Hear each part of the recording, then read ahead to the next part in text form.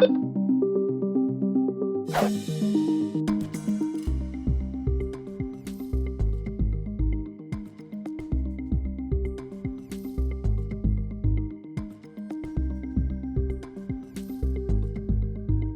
now, from the CFTK-TV studios, this is Open Connection with your host, Robert Pictou.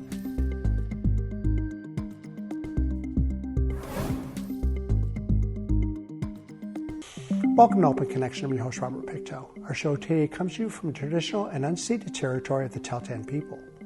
Founded in 1902 by the Stewart brothers, Stewart has been a mineral exploration icon since the early years of the 20th century. By 1910, Stewart and Hyder, then known as Portland City, were joined by a 2-mile-long road made from pilings across the tide flats. On today's Open Connection, we open our archives to 1992. Boom or bust. It's been a way of life for those living in Stewart for many, many years. Through the good times and the bad, Stewart has always survived. However, that scenario has taken its toll, and with the extremely difficult economic times of the 1990s, there's no guarantee they'll make it through yet another downturn. So it was when news of the Cassiar asbestos mine hit earlier in 1992. Aero Transportation of Stewart was that mine's link, shipping ore to the port, as well as supplies for Cassiar itself. The asbestos mine put Aero Transport on hold when it went down. It also left 30 additional people in Stewart jobless. Well, that proved too much to take for the residents of Stewart, and it was then time to take action. Well, we could see that the economy of Stewart was going to be going down the tube quite severely in 1992 with the anticipated closure of the Westmin mine. Logging, it was hard to say what's going to happen there. Some of our wood had already gone by the wayside because it was being hauled to Terrace. Things just weren't looking too bright. So we went to Victoria and we asked for some assistance with economic development. And they have given us the services of an economic development officer consultant, and he is working, Peter Walton is working hand in hand with Andrew Weber from Regional District, Kitimat-Stikine. Andrew's also an economic development officer, and working with the people of our community to establish some goals and long-term plans so that we can become perhaps more of a stable community. Then when we do get these mining companies that come in on a short-term basis, they will be like cream to us instead of something that we're totally dependent on. We're trying to diversify the economy of the community. We know that Stewart's into a downturn now economically, and as a council we knew that we had to do something for short-term and long-term planning in the community. And we got help from the Ministry of Economic Development, Trade and Business, I think that's what they're called now, and they gave us an economic development officer who helped us develop a strategy for us to get the community involved in some planning for short-term and long-term development. And that was really exciting for us because we knew that as a council we couldn't just develop plans ourselves and expect the community to buy into whatever it was that we had set out. We needed to get the community involved in order to have their participation in what was going to come out of that strategy. So we had a couple of big community meetings and we got what we thought was really good turnout. We had 50 and 60 people at those meetings, and for a town of this size, that's quite good.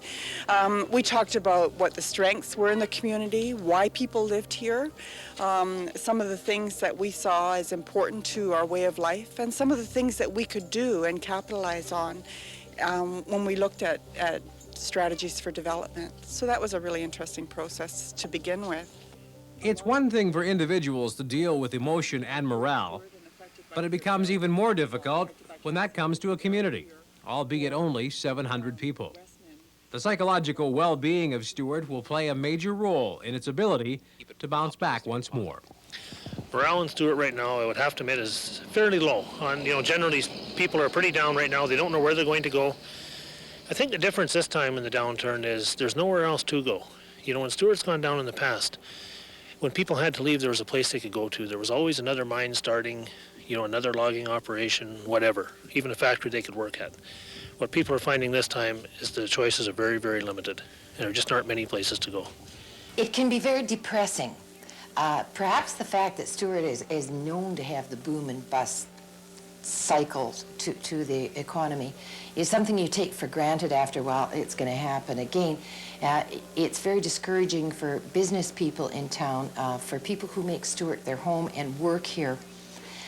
But one of the things I think it has always done when you go down, it brings the people closer together. And we've noticed this since the Grand Duke days.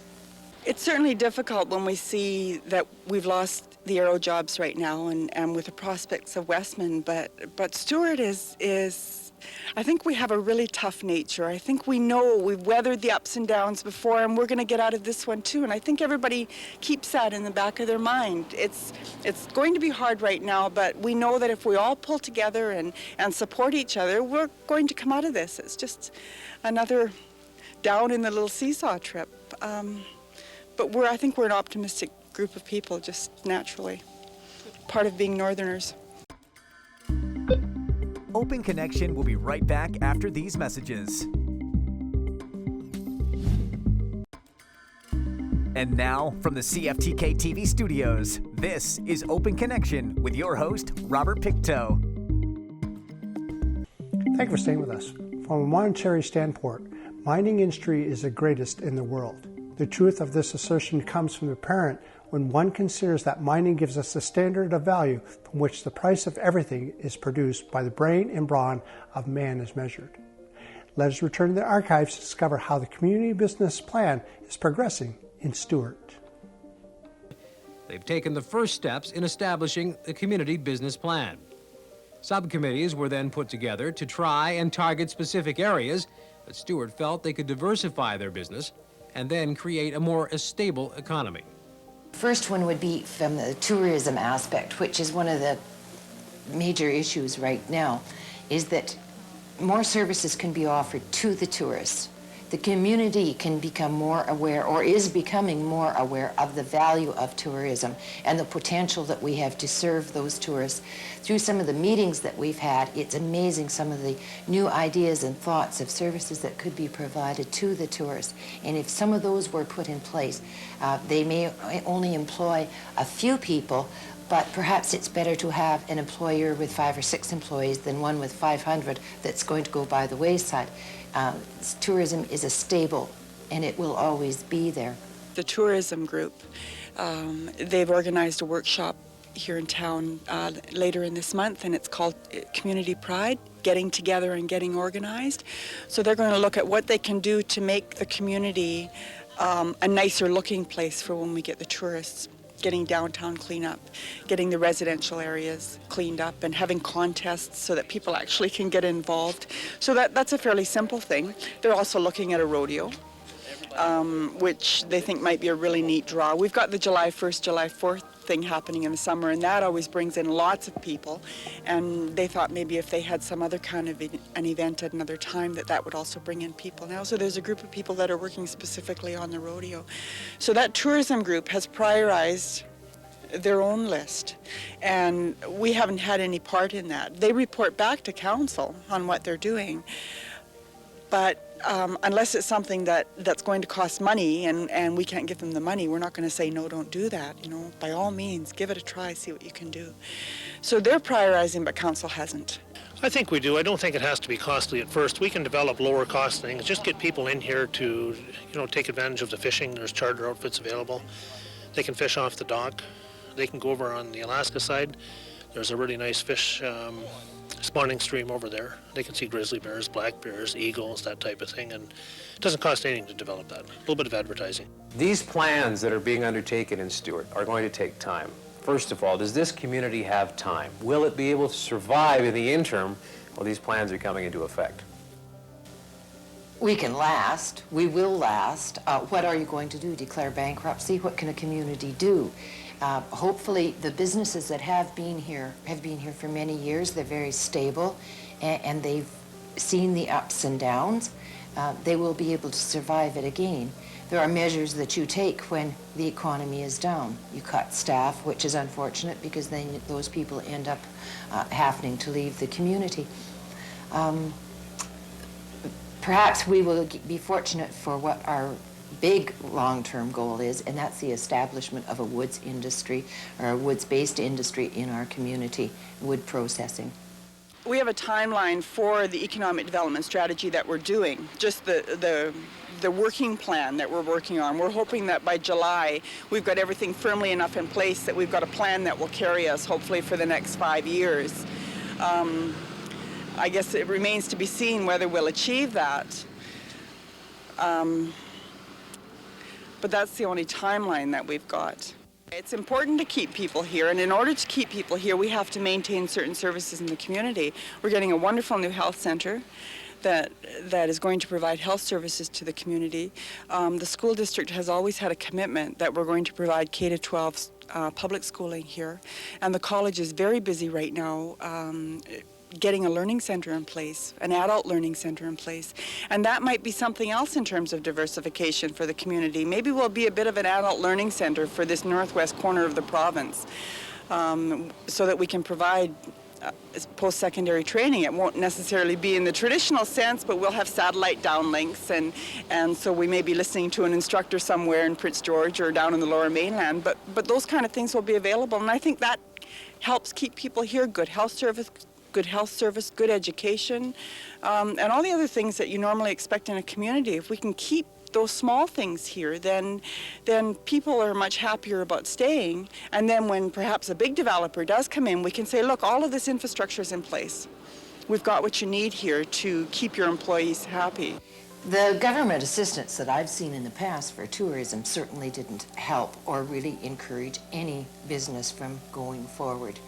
There was certain amount of help in marketing and advertising, but those volumes aren't going to dictate whether a business is successful or not. Open Connection will be right back after these messages. And now, from the CFTK-TV studios, this is Open Connection with your host, Robert Pictou.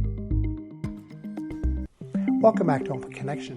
In 1903, the father of traffic safety wrote the book, Rules of the Road. William P. Eno introduced many road regulations, such as the need for slow traffic to remain on the right and cars to pass only on the left, as well as one-way streets, crosswalks for pedestrians, stop signs, and safety islands. Let us return to the archives and see how much has changed in 89 years. First things being first, let's review the rules of the road. Both vehicles and pedestrians have a duty when crossing the street. First of all, vehicles must yield to pedestrians who are in a crosswalk. The vehicle that does stop for a pedestrian has to wait until that pedestrian is through that half of the crosswalk in which the vehicle is in before it proceeds. And by the same token, pedestrians have an obligation to ensure that vehicles have sufficient time to stop. One problem that plagues motorists, and one that police notice as well, is the nasty habit many pedestrians have of simply walking out onto the street seemingly without a care in the world. Well, that's absolutely true, and it's especially true in certain areas of this community that are high traffic areas. A lot of that perception from the driver's point of view stems or results from situations where there's vehicles parked close to the crosswalk. It's difficult for cars to see around those vehicles. It's difficult for pedestrians to see, say, around a large truck. And so when they step out, they're assuming that the way is clear, but it's not really. And they have to do a better job of checking before they get into that dangerous area. Another rule of the road, and this one's directed at the teenage audience, is that rollerblades and skateboards are not allowed on city streets. No, as a matter of fact, they're not really allowed on the sidewalks either. But we have had an increased incidence of young people riding skateboards and using rollerblades, which are very popular these days, on the city streets. And this causes a real problem for the vehicles and pedestrians. So the community out there has to be aware of that. Parents that have bought their children rollerblades or skateboards, they should do a very good job of educating their children as to where they can use them and where they can't. Where there's a traffic signal that regulates the flow of pedestrian traffic, you're obliged to follow that that signal. And so usually you'll see at an intersection with walk and don't walk signs or signals, there's a button that they can press to activate that, and they must wait until the signal says that they can walk before they do. Many times there's an advanced green for some cars, and when you press the walk signal, it doesn't activate when you think it will, and many people just walk right through. And you'd be surprised, even with a police officer standing at the curb, some people will walk through a crosswalk that says don't walk on it. So there's an obligation there to follow the rules that the traffic light sets out for pedestrians. Is the problem of not only pedestrian infractions but driver infractions in a pedestrian corridor, is that problem particularly bad in Prince Rupert, more so than perhaps some other cities? Well, let me put it to you this way. For a newcomer coming into this community, it's very difficult to get used to driving in the downtown core because of the way in which many of the pedestrians behave. We're noticing that too many pedestrians just walk out at a crosswalk and don't look for vehicles coming in either direction. And this results in a very dangerous situation. Now, this lady obviously knows what she's doing as far as crossing the street, and the vehicles are stopping behind the stop line, which is the appropriate thing to do. Now, once this lady came to the fast lane there, she also waited for the vehicle in the slow lane of westbound traffic to stop before she continued. See, she wasn't going to take the chance that the driver was paying attention, and that's what we like to see, is she's very aware of the vehicle traffic. This gentleman's coming up to the curb here. He looks to the left, he steps off, then he decides to look to the right. We've also got a situation here where the vehicle didn't stop at the stop line on the other side of the intersection. They came through the intersection and waited halfway through until the people were across. That's a really common habit too, is the driver will pull up within a few feet of the pedestrian, wait for the person to go by, and then just pull on through, rather than stopping at the far end of the intersection. That's correct, and it oftentimes can lead to quite a bit of congestion in the intersection itself. It's a very dangerous habit to get into, because you're leaving yourself wide open if there's a vehicle that maybe has no brakes or isn't in a position to stop. You're sitting there in a very vulnerable position. Open Connection will be right back after these messages. And now, from the CFTK-TV studios, this is Open Connection with your host, Robert Pictou. The first known sidewalks were laid in central Anatolia around 2000 BC, a millennium or two after the invention of the wheel. They remained rare luxuries for most of the world until the 19th century, when big cities like London and Paris built hundreds of miles of the stuff. In this final segment of Open Connection, we return to the archives as Constable Gord Nixon gives us some safety reminders. Okay, let's say you're not trying to cross the street, you're just walking down the sidewalk. Well, there are do's and don'ts there too, for pedestrians and for motorists. If we're walking along, vehicles sometimes just pull right out in front of us, and because we're blinded sometimes by the pole or the cement structure here, we may not be able to see the car coming in time, and they're more concerned with getting out here. Well, this is illegal. It's failing to yield to a pedestrian, and it's exiting an alley in an improper manner. So the driver of the vehicle, if it was a real situation, would be liable for a ticket here. And it's a very dangerous situation for the pedestrian and the driver both. What we're worried about too is when vehicles come through laneway and they come to a sidewalk like this, vehicles should be stopping, similar to what this vehicle is doing, back from the sidewalk so that they don't impede the traffic of the pedestrians. Too often the vehicles are coming through onto the sidewalk because the other side of the laneway has a visual block for them and they can't see cars coming the other way. There's a desire on their part maybe to pull out too far, or come out too far initially before stopping. Now here we are stopped because we want to know what the driver's doing. He's waiting for us. In this case, we'll wade the driver through, and then we'll see how he approaches this problem now. See, the driver now that he stopped, is now coming forward, looking in both directions to see if the way is clear. And now that he sees that it is clear, he's going to carry through. After a quick review of the rules of the road, it's time to go for a drive. I was mentioning to you earlier, Sean, that one of the things a lot of people don't realize is that when you're crossing a street anywhere other than at a crosswalk, the only restriction on people crossing the street is that it's their responsibility to ensure that the cars have the right of way. So if you were to cross the street between intersections, the only obligation is for you to let the vehicles go through and not to impede their progress. This rain, as I mentioned, you know, when the streets get wet, they're slicker. It takes longer for vehicles to stop, and as a result, pedestrians have to take that into consideration when they're crossing the street, because if they just step out in front of a vehicle and it's been raining, the roads are wet, vehicles may not be in a position to stop in time. Our experience in Prince Rupert is that pedestrians are taking an awful lot of things for granted, and you know, when you start doing that, you leave yourself in a very precarious position.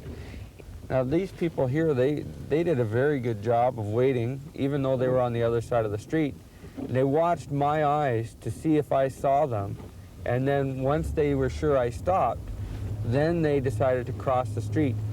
But before they did it, they looked to their left as well to ensure that there was no other vehicles that were going to hurt them. Whereas this guy didn't look until he was halfway across. No, he was walking on a green light for the pedestrian, a walk signal, and that made things easier for him. But even though the signal is there, you have to look both ways. Now the gentleman is sort of waiting for the signal, and he wasn't paying attention, and now he's sort of walking quite late into the crosswalk. We have more pedestrian accidents in the downtown area, and I think it's primarily due to the fact that it's busier. There's more vehicles, more pedestrians. Residential area, there's not as much traffic for the most part, and we don't seem to have that much of a problem. When you do have that sort of a thing happen, it's usually when young children are playing in the roadway or near the road, and they run out in front of a car without looking. It's interesting to note that if there are pedestrian accidents going to occur in residential areas, it more likely occurs in school zones.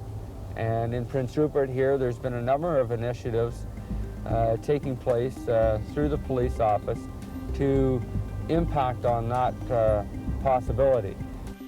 Thank you for joining us for this episode of Open Connection. The greatest distance in the existence of man is not from here to there, but the connection of one's mind and heart. If we can conquer that distance, we can soar like an eagle and realize our immensity within. I'm Robert Pictou.